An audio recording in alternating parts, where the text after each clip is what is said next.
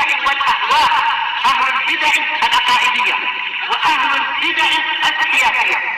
نقول بيننا وبينكم السلف، بيننا وبينكم الكتب، كان فيقول البدع بيننا وبينكم.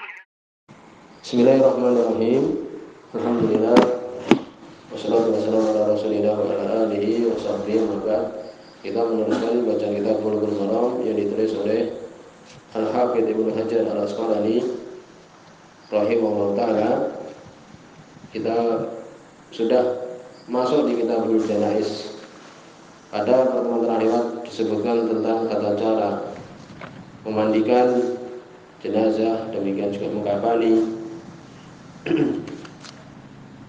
demikian juga hal-hal yang berkaitan tentang sholat jenazah.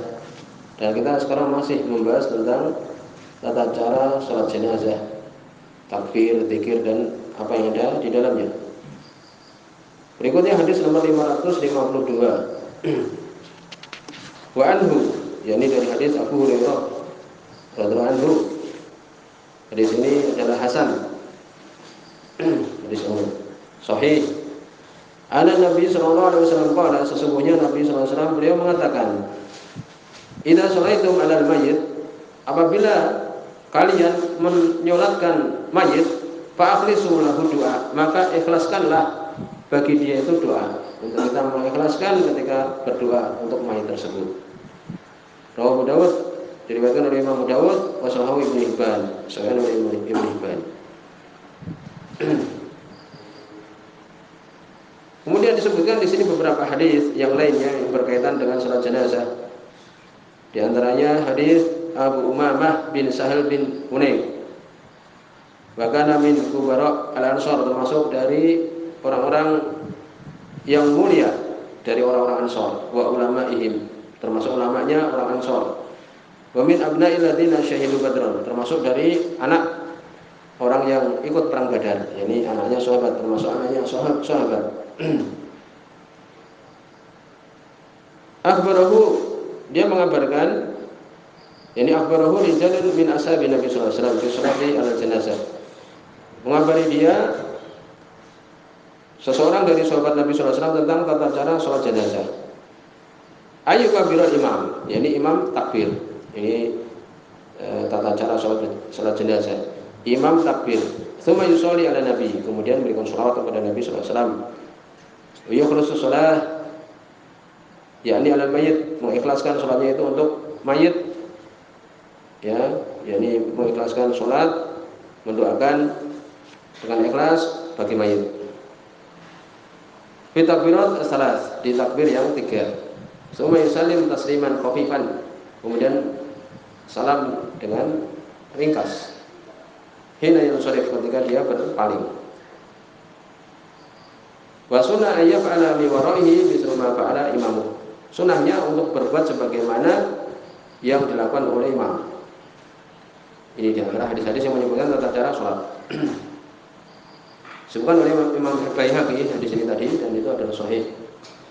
Maka dari apa yang kita sudah sebutkan, di situ ada beberapa permasalahan berkaitan tentang masalah menyolatkan jenazah. Apa yang diucapkan setelah takbir yang kedua? Takbir yang pertama kan kita membaca Al-Fatihah. Takbir yang kedua adalah membaca sholawat. Ya, setelah takbir yang pertama, kemudian kita membaca Al-Fatihah, kemudian takbir lagi, membaca sholawat. Cukup kita mengatakan Allahumma sholli ala Muhammad, ya, boleh mengatakan seperti itu. Ya juga sebagaimana kita ketika tasyahud. Dan hukum sholat, yakni sholawat terhadap Nabi sallallahu alaihi wasallam itu adalah wajib. Ya, sebagaimana Nabi menyebutkan shollu kama ra'aitumuni usolli, wajib. Kemudian berikutnya ada permasalahan madza yuqal ba'da takbiratus tsalisah, apa yang diucapkan setelah takbir yang ketiga. Sekarang takbir yang ketiga, yaitu doa. Bagaimana hadis yang telah lewat pembahasannya. Hukum doa terhadap mayit sendiri bagaimana hukumnya adalah wajib. Ya, sebagaimana hadis yang telah lewat. Bagaimana doanya tadi kita sebutkan. Apabila kalian menyolatkan mayit, maka ikhlaskanlah untuk dia itu doanya. Maka ini perintah dari Nabi. Maka wajib kita mendoakan dia. Lalu bagaimana? Apakah doanya harus yang disebutkan oleh Nabi, afdolnya adalah sebagaimana yang disebutkan oleh Nabi. Ya, tetapi boleh kita umpamanya mengucapkan Rabbana atina fid dunya hasanah. Ya, sebagian menyebutkan seperti itu, ya. Karena termasuk dalam surat Al-Baqarah itu. Maka ini boleh, karena Nabi mengatakan ikhlaskanlah untuk dia itu doa umum. Yang afdol itu adalah sesuai dengan yang telah lewat. Hadis-hadis yang telah lewat. Kemudian boleh kita mengucapkannya itu setelah takbir yang ketiga ataupun takbir yang keempat, boleh. Kemudian juga disebutkan bagaimana kita mendoakan mayat yang masih kecil, belum balik. Maka sudah disebutkan di situ hadis, di antaranya Allahumma ighfir li hayyina wa mayyitina wa syahidina wa ghaibina wa saghirina wa kabirina. Ya Allah, ampunilah. Kemudian disebutkan untuk yang masih kecil di antara kami ataupun yang sudah besar di antara doanya. Atau doa yang umum, ya, boleh juga. Kemudian bagaimana doa di takbir yang keempat? Sunnah, ya, sunnah. Ini kesimpulannya bahwa doa sendiri itu adalah wajib, boleh di yang ketiga ataupun yang keempat. Apa kita berdoa setelah takbir yang kelima? Ya, ini pernah kita sebutkan bahwa takbir itu 4, tapi ada riwayat menyebutkan 5. Yang masyhur itu adalah 4. Bagaimana kalau kemudian imam takbir yang kelima? Maka tidak perlu berdoa, kan demikian. Langsung kemudian salam. Kemudian salam sendiri itu adalah rukun. Ya, salam yang pertama itulah rukun, yang kedua itu adalah sunnah. Sebagaimana sholat biasa. Ya, demikian. Jadi itu sudah lewat sebagaimana pembahasan sholat-sholat yang biasa kita lakukan.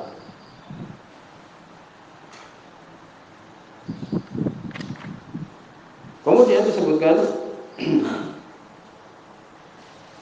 ya, dalilnya hadis Ali bin Abi Thalib radhiyallahu anhu yang diriwayatkan, ya,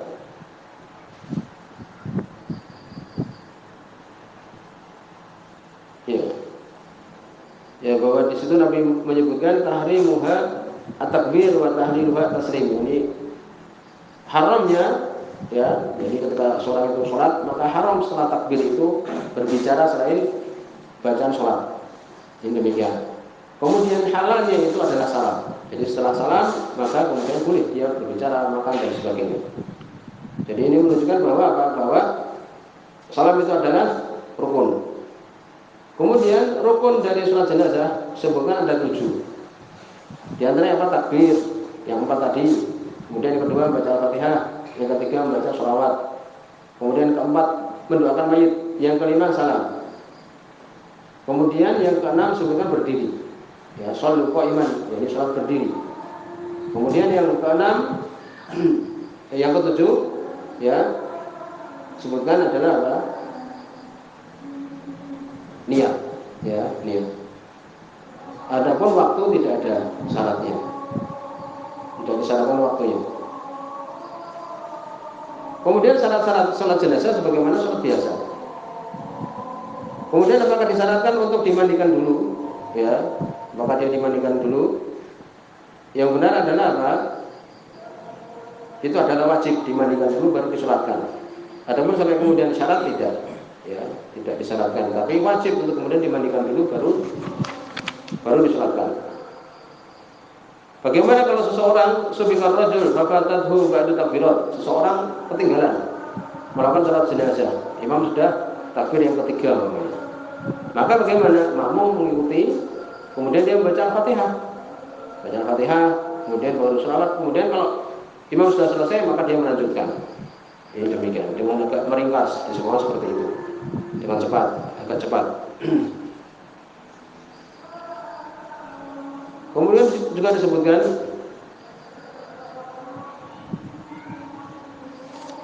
apabila datang masbuk setelah takbir yang pertama, ya, kemudian dia baru mengawali Al-Fatihah, kemudian imam sudah takbir yang kedua, bagaimana? Sebutkan bahwa dia meneruskan Al-Fatihah itu dengan agak cepat, kemudian baru mengikuti imam.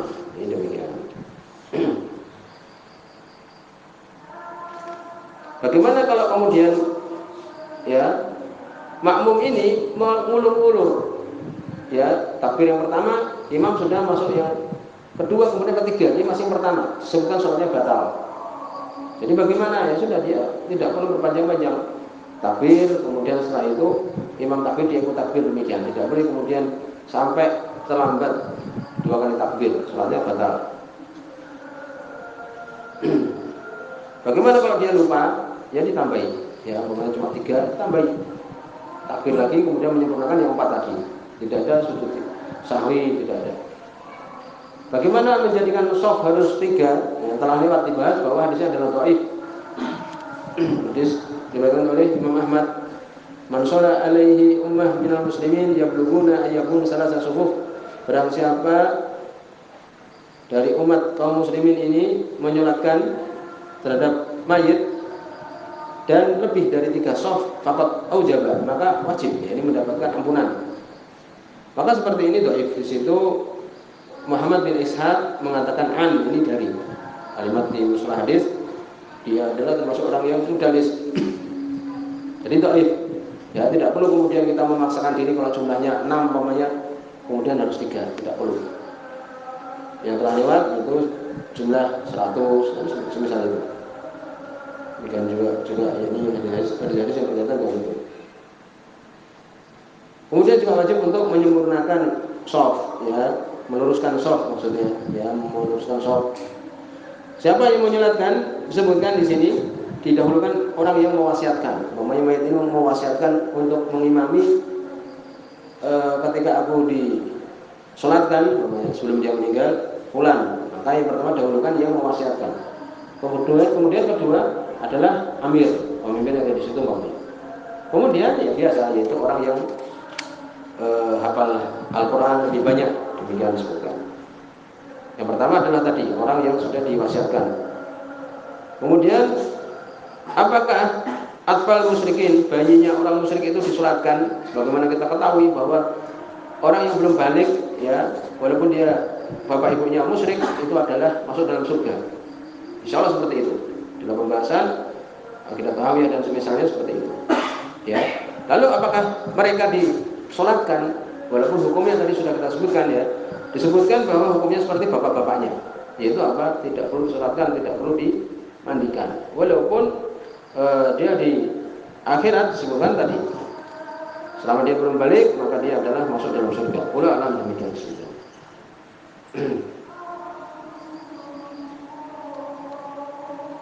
Kecuali kalau dia kemudian ditawan umpamanya, ya, bersama dengan kaum muslimin, maka dia dimandikan. Ya, demikian disebutkan.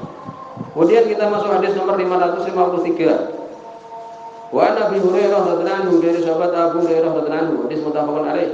Ani Nabi sallallahu alaihi wasallam, dari Nabi sallallahu alaihi wasallam, qala, beliau mengatakan, asri'u bil janazah, cepatkanlah jenazah.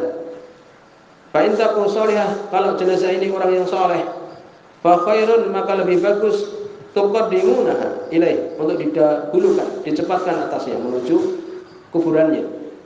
Bagus, karena dia akan mendapatkan janji-janji Allah Subhanahu wa taala yang bagus.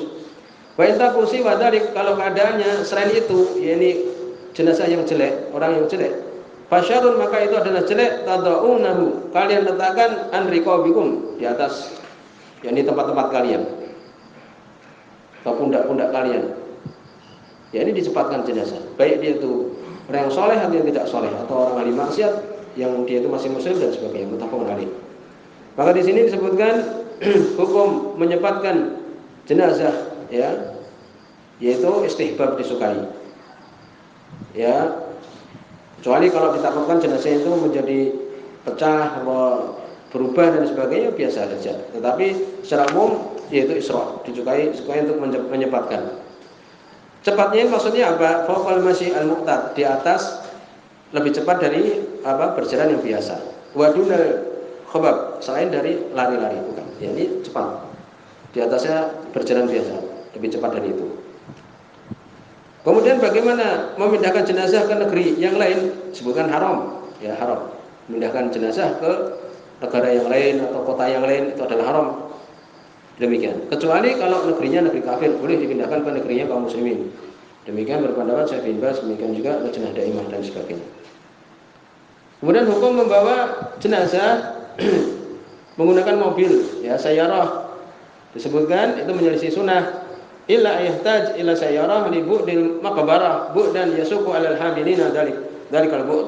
Kecuali kalau jauh sekali, yang berat orang membawanya itu menuju tempat tersebut, boleh membawa menggunakan mobil. Ya. Tapi hukum asalnya adalah dipanggul langsung. Sampai di sini subhanallahumma wa bihamdihi asyhadu an la ilaha illa anta astaghfiruka wa atubu ilaik.